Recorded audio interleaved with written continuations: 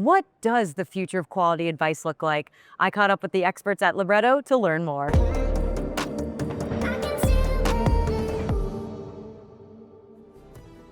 We're at T3, and I've had the ability to walk around, look at the technology, and there's a lot of phenomenal technology here. But to be fair, I think our industry has been slow to advance the actual underlying methodology that we're using as we give advice. And that's something that Libretto is highly focused on.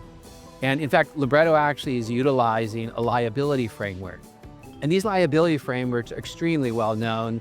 They're utilized extensively with insurance companies, pension funds.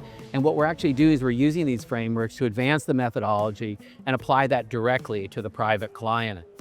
And the idea, of course, is if we can improve the methodology, we can improve outcomes, and we can improve the quality of life of the clients that we work with, and also the gratification of delivering advice to our clients. We always want to see that quality of advice is elevated by all these tools that we hear about, all these wonderful new up-and-coming tools.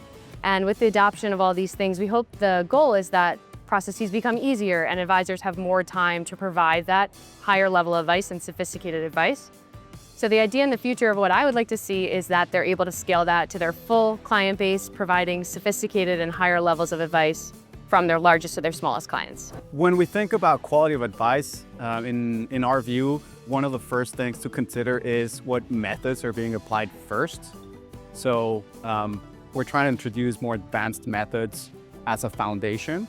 And then what AI, which is what everyone's been talking about these last couple of years, helps with is really streamline methods, remove friction, scale things.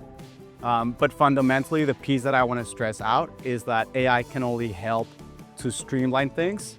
First, you need a very solid foundation and methodology, and that's what we're trying to bring.